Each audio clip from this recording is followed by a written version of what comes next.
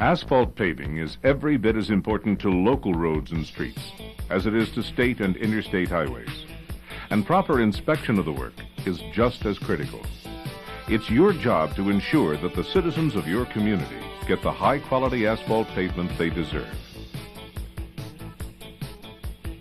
This videotape training has been developed as part of the Local Technical Assistance Program, LTAP. It is designed to give you, who are responsible for construction and maintenance of the local road system, the information you need to effectively inspect asphalt paving operations. In addition to the video, there's a checklist to remind you of the key inspection points.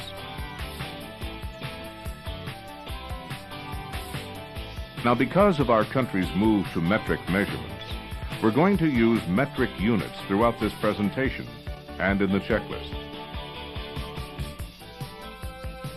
The video is in 3 parts, so after a few minutes of viewing, you can discuss what you've just seen and heard.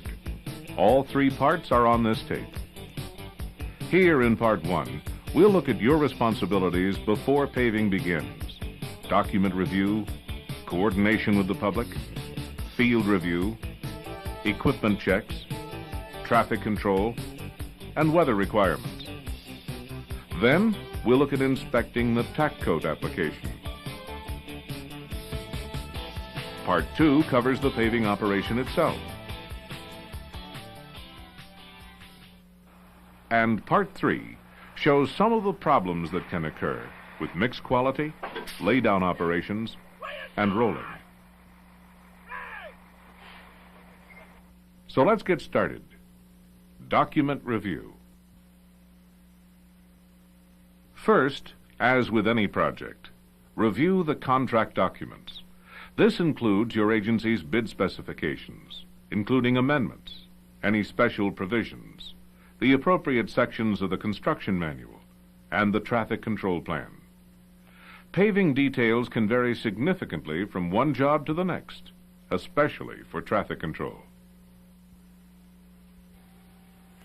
The traffic control plan identifies the types of signs and devices necessary, as well as their placement. So always study it carefully. And remember, no changes should be made to the traffic control plan unless the changes have been approved in writing by your agency. After reviewing all the project documents, find out what plans have been made to coordinate the paving operation with the utilities, businesses, and residents who will be affected. As necessary, utilities may have to be notified early so that arrangements can be made to adjust manhole elevations. Also, any planned crossroad utility cuts must of course be completed and patched before the new pavement is placed. Businesses should be contacted to arrange access times for employees if entrances and exits will be blocked by the paving operation.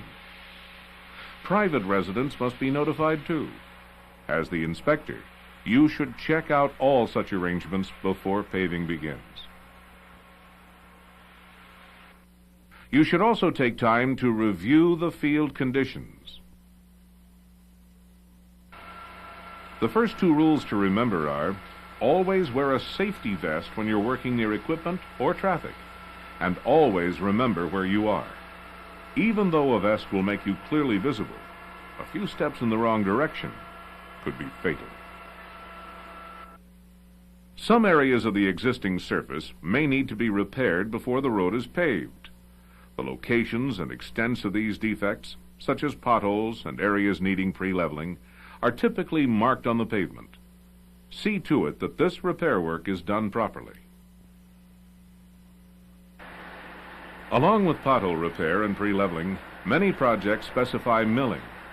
Milling is often used in urban areas so that the new pavement will match up with existing manholes and curbs.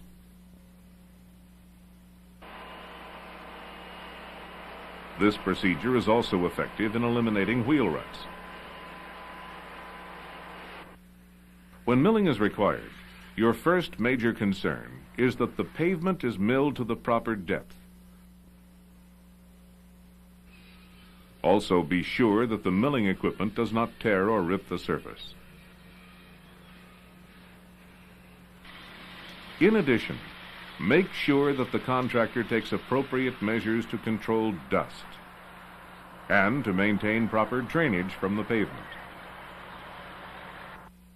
Once the surface is properly prepared, your next preliminary responsibility is to check the paving equipment. First, get familiar with the equipment that will be used. The paving train consists of haul trucks, a paver, and 2 or more rollers. A distributor applies the tack coat to bond the pavement to the underlying surface. A power broom sweeps off the surface ahead of the tack application. Now let's take a closer look at each, beginning with haul trucks. There are 3 types: belly dump, rear dump, and conveyor. Regardless of the type of truck used, a major concern is fuel and oil leaks that can contaminate the mix. So spot check all trucks before paving begins and from time to time during paving to see that there are no leaks. When rear dump trucks are used, look around the hydraulic rams and connections too. Leaks this severe are unusual, but they do happen. If you find a leak, see that the contractor takes whatever measures are necessary to remove the spillage ahead of the paver. And of course, the equipment should be removed from the project and repaired. For safety, be sure that all truck backup alarms work properly. Another concern with haul trucks is the use of tarps to cover the mix. Tarps may be required to keep the mix hot or to keep out dust that would contaminate the load. Finally, contractors typically use a releasing agent to keep mix from sticking to truck beds. Be sure that it's an approved non-petroleum agent. Diesel fuel or other petroleum solvents must never be permitted as releasing agents. They dissolve the asphalt in the mix. To keep the mix from becoming contaminated, the releasing agent will have to be drained off completely before the mix is loaded. Although this is an inspection concern at the plant, you too should be on the lookout for contaminated loads at the job site and notify the plant if you see any.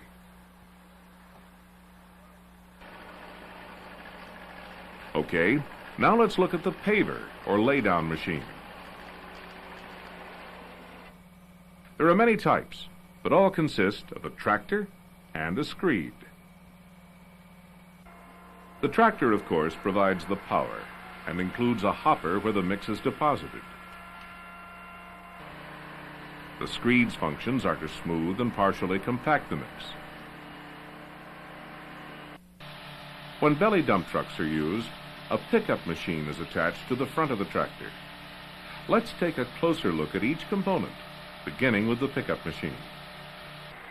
As you can see, it's pretty basic. The wings on each side of the machine are used to channel the mix toward the paddles, which in turn load the hopper. A plate is mounted below the paddles to ensure that all the mix is picked up. Rear dump and conveyor trucks load the paver directly. 2 push rollers mounted on the front of the hopper push the truck along as the truck loads the hopper.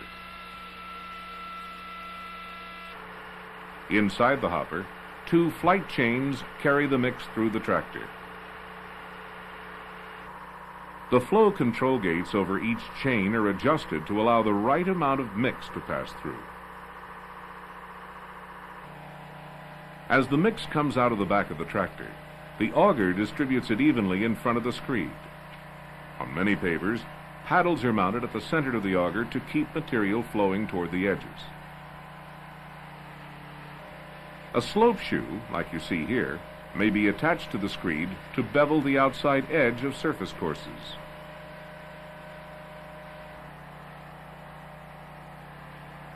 And that brings us to the screed unit. The screed acts independently and is pulled by the tractor. It strikes off the mix and partially compacts and smooths it through its vibratory or tamping action. See that the surface of the screed is smooth. A warped screed, or a screed with worn edges, can rip the new surface or cause the pavement to be uneven. You should also check into the adjustment of the screed. All pavers are equipped with adjustment bolts for the leading and trailing edge of the screed. Some pavers are also equipped with indicators so you can easily see the adjustment settings. The leading edge of the screed should be set slightly higher than the trailing edge, by about 10 millimeters initially. This presses the material under the screed, where it is struck off, partially compacted, and smoothed.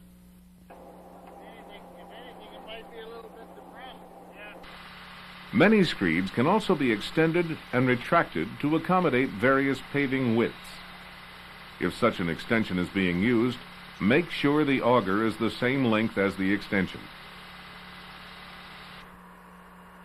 If the screed is manually controlled, there will be 2 screws that are used to control the depth of the mix being placed. These should be set at the beginning of the work and rarely adjusted during the operation. Another function of the screed unit is to regulate the grade and cross slope of the mix being placed. That's important. Maintaining the proper grade and cross slope are critical in getting a quality pavement. So many pavers are equipped with highly sensitive electronic devices for controlling both grade and cross slope. Some agencies require that the grade be controlled with a sensing device and a long ski. The ski provides a moving reference for the sensing device. The sensor is located in a small box with an arm extending below it. The arm rests on the ski and detects bumps or sags in the surface. Then, through electronics and hydraulics, the screed is automatically adjusted to provide a smooth surface. To get the best results, the sensing device should be mounted between 2 and 3.5 meters ahead of the screed. The cross slope is controlled by a sensing device mounted on the screed and connected to the control mounted on the tractor. The cross slope needed for the particular job is preset, so that the sensor can continuously adjust the screed to maintain the proper cross slope. There's a lot more involved with grade and cross slope control, but we'll look at both in more detail when we get to the paving operation.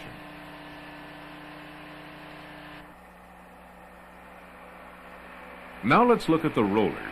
There are many types, but all can be classified as steel-wheeled or pneumatic-tired. For leveling courses, a pneumatic-tired roller works best because the kneading action of the tires works the mix into the depressions. Steel wheels, on the other hand, tend to bridge the low spots and not compact the mix as well. All other courses can be rolled with steel-wheeled rollers or a combination of steel-wheeled and pneumatic-tired.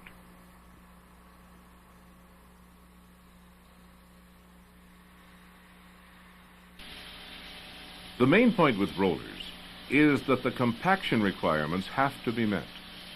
The contractor needs enough rollers of the proper weight, in good condition, and operated properly to achieve compaction without damage to the mat.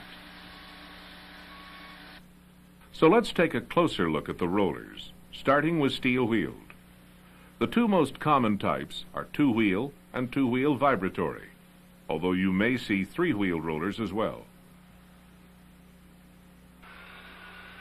The vibratory rollers can be operated either with or without vibration. The vibratory mode is used in the beginning of the rolling operation because it provides the most compaction.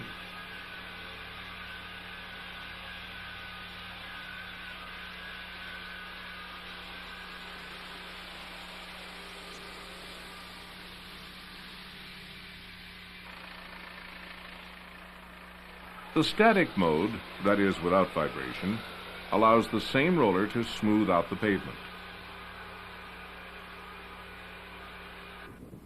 The first thing to check on all steel-wheeled rollers is the drums. If they're not smooth, there's just no hope for a smooth pavement. You should also check the scrapers and mats. They remove mix that sometimes sticks to the drums. If it's not scraped off, this mix can mar the pavement surface. The drums also have to be kept moist, so make sure all the sprinkler nozzles are working. And finally, look under the roller. Make sure there are no oil or fuel leaks. Either kind of leakage will contaminate the mix. And that covers steel-wheeled rollers. Now let's look at pneumatic tired rollers. Tire pressure greatly affects the performance of these rollers. All tires must be inflated to the same pressure within the tolerance suggested in the checklist. In addition, these rollers should have a working weight capacity of at least 115 kilograms per 6 centimeters width of tire tread. So measure the width of the tires and divide the number of centimeters into the total weight of the roller. Your checklist covers these calculations in detail.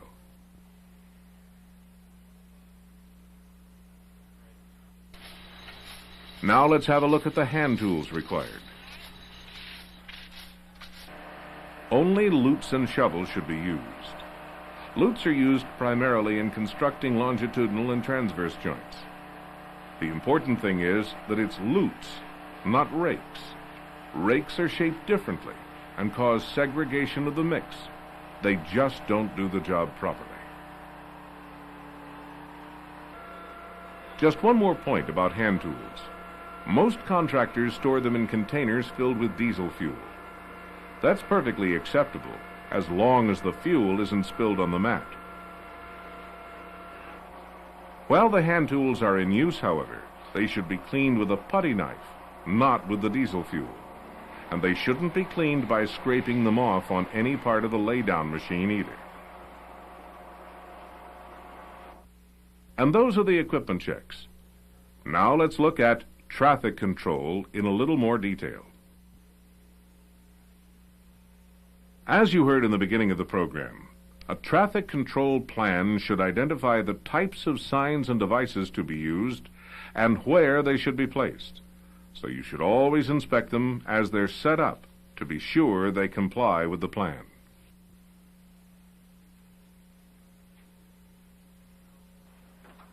Now, although the exact signs and devices and their locations will change from project to project, there are a number of principles that apply to all traffic control zones.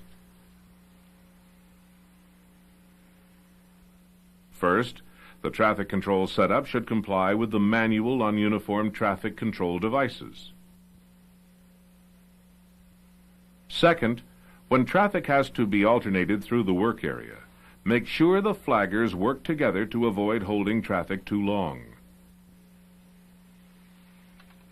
Third, report any unsafe conditions to your supervisor as soon as possible. And fourth, make sure all signs are removed or covered when they no longer apply. Motorists learn to ignore signs when they don't see any road work. Your final preliminary concern is the weather.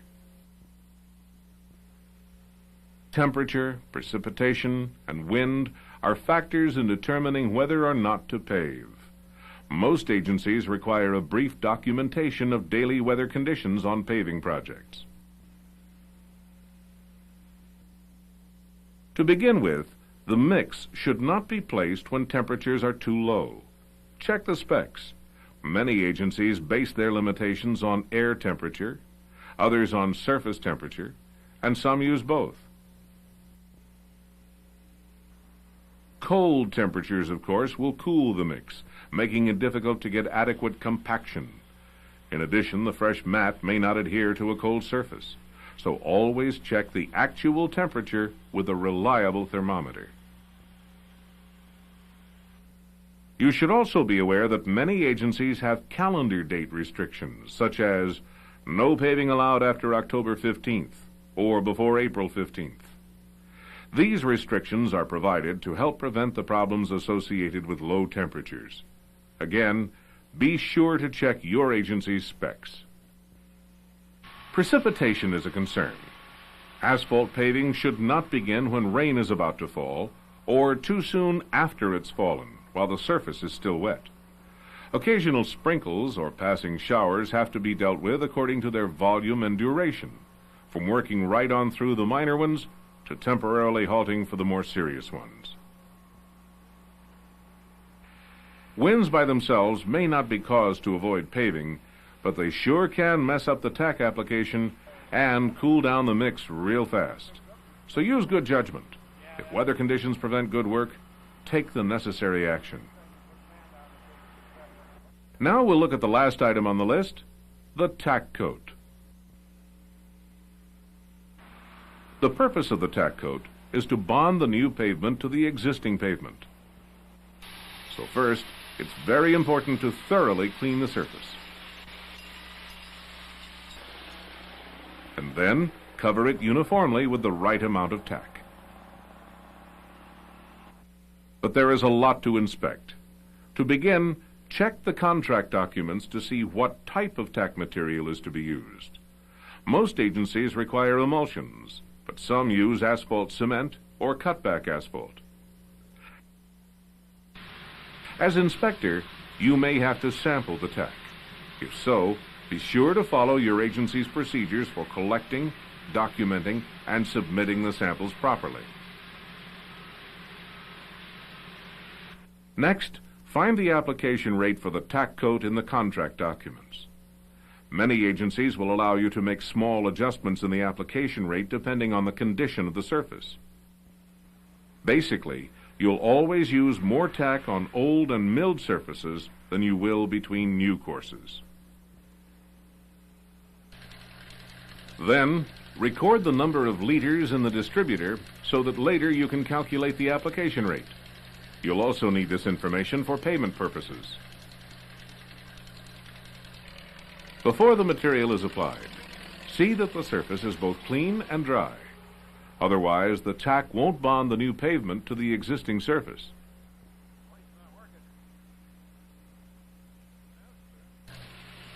Then, verify that the tack material has been heated to the proper temperature. The contract documents typically give a temperature range. Also be sure that the distributor's pump pressure is correct and constant according to the manufacturer. Next, look at the spray bar, starting with the nozzles. They all have to be clean and angled in the same direction to get the proper coverage. And check the height of the spray bar. The proper bar height, nozzle angles, and application pressure determine the quality of the tack spray pattern. Generally, you want a double or triple lap coverage. This is a good tack application, smooth, even, and uniform. Look over the application closely. If you see any bare spots or lightly covered areas, stop the distributor and get the problem corrected. It could be just one plugged or misaligned nozzle, so make the necessary adjustments. After the material has been applied, be sure to record the number of liters remaining so you can calculate the application rate. To do this, you divide the number of liters of tack applied by the area covered. The length of application times the width in meters. The rate is so many liters per square meter. Here are some more points about the tack coat. Don't apply more tack than can be covered the same day. Also, be sure traffic and dirt are kept off the tack coat. Both will hamper the bond. When emulsions are used, make sure the material breaks, loses its water content, before the mix is placed on the surface. You know this has happened when the tack turns from brown to black and becomes sticky or tacky. When asphalt cement is used, the mix can be placed immediately. However, when a cutback asphalt is used, it must first cure. That is, the solvents must evaporate. You can check the application with your finger. Before a cutback cures, your finger will pick up an oily film. After it cures, there's no oily film, and the surface is tacky or sticky.